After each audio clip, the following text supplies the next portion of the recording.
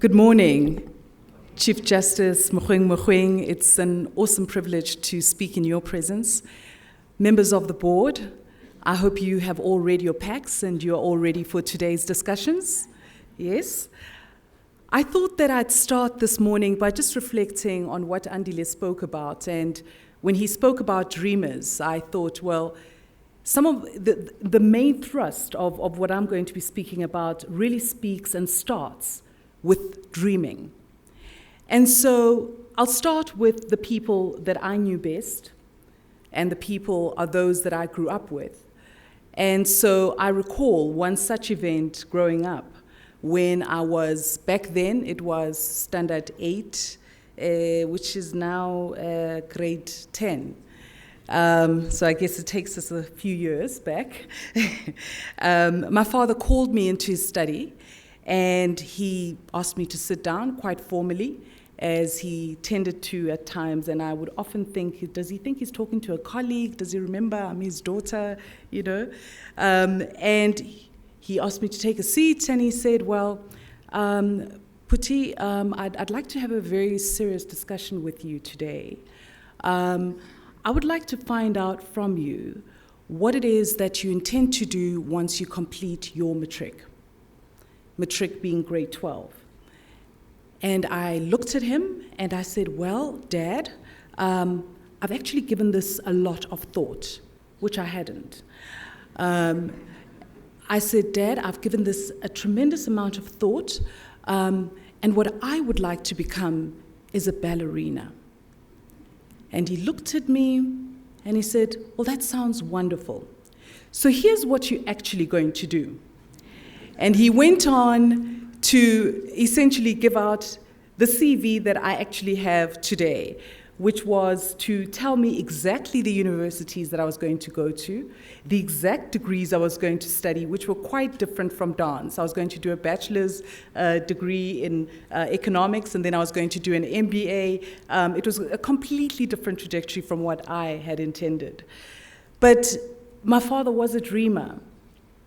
The interesting thing is that I did do all those things. I studied those degrees, and I came into corporate South Africa. I also worked in New York, and I suppose his dream came true.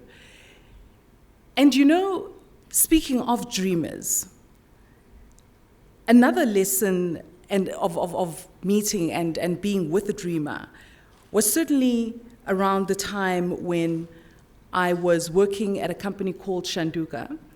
And I remember back then, about 15 years ago, when we launched what is today the Cyril Ramaphosa Foundation. Back then, it was the Shanduka Foundation. And I remember President Ramaphosa saying back then, a nation's history may be written in books, but a nation's future is written on the chalkboards of its schools. What happens in the classroom today determines what will happen in our country tomorrow. And so, in essence, that has been the focus of our foundation, and that has been the focus of many people that I have engaged with over the last 15 years. And in recognition of this reality, of seeing that education was by far the most important area that we needed to focus on, he then began his journey of contributing towards education. And through the foundation, we worked together with corporate South Africa in bringing together funds that would be able to make this dream a reality. And so by March 2019, this year, I recall when we were going through our financials that the Cyril Ramaphosa Foundation had contributed over 359 million and leveraged over R1 billion through its partner entities to effect real change in education and enterprise development. The Cyril Ramaphosa Foundation works in over 450 schools today and has benefited almost 1 million learners. It has supported more than 200 students to access tertiary education. And when you think about it against the background that we still continue to face, our youth faces the most significant challenges, as we all know, board members. And although this problem is not unique to South Africa, I would think that those of you who've watched the movie Wall Street will recall that there's a lead character there who talks about the ninja generation. Has anybody, any of the board members seen the movie? The ninja generation being the no income, no jobs, and no assets generation. And so the reality is that government and business will not only be able to absorb all these young people coming out of high schools and university, and so in addition to creating an environment where people are looking to play a role in corporate South Africa, we also need to be looking at creating an environment where people are thinking around entrepreneurship. And so these are some of the things that are critical for us. And I think certainly for you as board members, you would agree that we need to be focusing in some of these areas. In the Black Umbrellas, which is part of the Cyril Ramaphosa Foundation, we have incubated over 1,458 small businesses, which have created close to 12,000 jobs and a revenue of close to 3 billion rand. These are businesses that go through a 3-year program, and then they graduate from that program, and then they go on and they are sustained independently. The managing director of a company that went through one of our programs called M Games, his name is Michael Mzingizi, says that, and he started with Black Umbrellas back in 2013 to develop his arcade games business and pool table supply business. And he talks about how this changed his life. He says that today I'm able to support my family. I'm able to give a better future to my young child and my wife, and to help my brothers with their studies. The state of education in South Africa affects all of us because it is so closely linked to the country's growth and development. Every citizen has a direct interest in seeing the quality and accessibility of education being improved. There is much that ordinary citizens can do to contribute towards realizing such improvements. And so it should not be something that we are just expecting only the public sector or big corporates to be playing a role in. Each and every one of us can play a role in effecting this change. As Angie Motshekga, the Minister of Basic Education, observes, research has shown that learner achievement is dependent also on the level of support and active involvement of parents and members of the community. It is critical that parents take greater responsibility for the education of their children. And where there are challenges, parents should be leading the efforts for their children to be able to engage with those parties that can support them. There is a wealth of skills, resources, and ideas within the broader community that can be harnessed to improve education. Another part of the Cyril Ramaphosa Foundation that we have is the Adopter School Foundation. And the Adopter School is essentially more focused on the buildings and the establishments of the actual school, so on the infrastructure side. And this entity was established back in 2001. The foundation has worked with business and educational institutions to direct more than 65 million rand to schools. More than 130 schools have been adopted through the Adopter School Foundation by companies and individuals, benefiting more than 400,000 pupils. The organization of ordinary citizens to support the education of our children is limited only by the boundaries of our collective imagination. We have the means. All we need is the motivation. And the means does not mean the financial means. It does not mean the access to infrastructure. It's the means in terms of thought, of experience, that we can leverage to create a new future for young people. It is something that a group of parents, professionals, a sports club, a stokvel, or the local branch of a trade union can do. Former pupils could organize themselves to return to their old school to improve conditions there. And one such organization that comes to mind is an organization that I met many years ago. I think it was back in 2012. And they had formed an entity which then became the Busele Foundation. So Busele Foundation is an organization that was started by 6 young black male professionals who had just finished their degrees in medicine, accounting, finance, and law. And they decided that amongst the 6 of them, whilst they were about to embark on their careers, they wanted to also start a foundation that would make a change in the lives of other young people. And so with their own resources, remember these are people who've just graduated, they don't have networks of people, and so are not able to leverage large quantums of funding. Using their own resources, they started with their first student.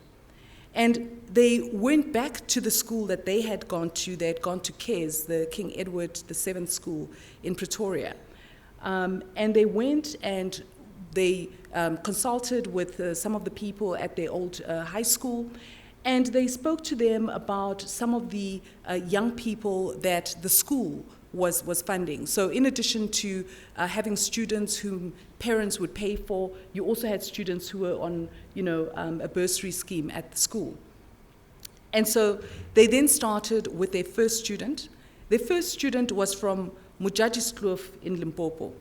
They went and met the parents of that student, and following a process where he had actually applied to be part of this bursary scheme at the school. He had been involved in rugby at his school, and he was now going into grade 7, and so was looking to go into a good high school. And so they took him in and put the resources together to pay for his education. And today, he's now in grade 12, and doing very well, and they're busy talking to him about what he's going to be doing, and he's been applying to various universities to be able to start his degree. They didn't end there. They then went and took on their second student, and I insisted that the second student had to be a girl. It couldn't just be boys. So they went and they got a girl, and she is now at St. Mary's School. They put her into St. Mary's, and she started there back in 2014. She's in grade 10 now, and she was actually just very recently selected to represent South Africa in a STEM program, the Science, Technology and Engineering and Mathematics program in Houston, where she will visit NASA. And, when you think that this was achieved by 6 young people, how much more can we as members of this board achieve in our own communities? What changes can we effect in creating a different future for young people in our country? And so such initiatives do not only benefit pupils, they also benefit those who return to schools to make a contribution. And such interactions enable certainly all of us to be able to get a clearer sense of the challenges in education. We don't just need, as I said before, the government or corporate to make a change. We can start with that change. We are the resources, both financial, intellectual, and other. Over the years, the Cyril Ramaphosa Foundation has developed and implemented sustainable models which have had a meaningful impact on its beneficiaries and communities. Banyana Mohajane, the head of programs at a doctor school, recalls when she was a deputy principal at Motshego Fadiwa Primary School in Hammanskraal in the late 1990s, one of the first schools to be supported by a doctor school. The school had been built with mud bricks by parents some 30 years before then. And she says that the first thing that welcomed you when you arrived at the school was the unpleasant smell of the pit toilets that were full to the brim. There was no drinking water, no gardens, and no discipline. A doctor school came in and replaced those pit toilets with flushing toilets, supported initiatives to address the school's water needs, built new classrooms, a library, and a computer center. Kabelo Mafuho, a learner, said at the time, "I've learned how to use a computer for the first time in my life." Kgothatso Ntswane noted how their self-affirmation and pride was restored. "Our school looks beautiful. People no longer laugh because our school is shabby. I'm proud to be a learner. The 4th of January 2019 marked the release of 796,000 Adopt a School learner matric results. Overall, we had an 84% pass rate. The bachelor diploma pass rates increased from 62.4% in 2017 to 66.9% in 2018. Some schools that saw their pass rates improve significantly include Litlasedi High School in Mpumalanga, which improved from 54.9% to an 80% matric pass rate. Glencowie Secondary School in Limpopo improved from 87.3% to 91.4%. Inhlakanipho Secondary School in KwaZulu-Natal improved from 60.5% to 70.5%. Maria Zell Senior Secondary School in Eastern Cape improved from 68.8% to 83.3%. Tandokulu High School in Western Cape improved from 88.9% to 91.5%. In 2011, the Cyril Ramaphosa Foundation, and back then it was known as the Shanduka Foundation, started to have discussions with the Kagiso Trust. And we noticed how similar our visions were. And this prompted a conversation about pooling some of our resources together. And the aim was to develop a project that used the topmost methodologies and followed the best practices from each organization. And so Kagiso Trust, as well as, and also the Cyril Ramaphosa Foundation, which was then the Shanduka Foundation, each contributed 100 million rand towards this new organization that we were forming. And this resulted in a top-tier integrated whole school development model that addressed the infrastructure, development, curriculum, social and welfare, and leadership needs at the various schools in which we operated. We called this entity the Kagiso Shanduka Trust, and today we call it KST. In March 2013, KST, together with the Free State Department of Education, embarked on a project to transform education in 428 schools in the Fezile Dabi and Motheo districts. And this partnership, which was essentially a public-private partnership, was between KST and the Free State Department of Education, worked well for a number of reasons. These include a deep shared trust between the two entities. The MEC for Education in the Free State was hugely passionate about education, but also very focused on making sure that we would achieve the objectives that we set out to achieve. And KST was welcomed into the strategic planning sessions and decision-making spaces within the Free State Department of Education. And both entities committed to transparency and focus on the relative strengths of each organization rather than the gaps. And what I can tell you is that today we have now gone past the spend that we started off with.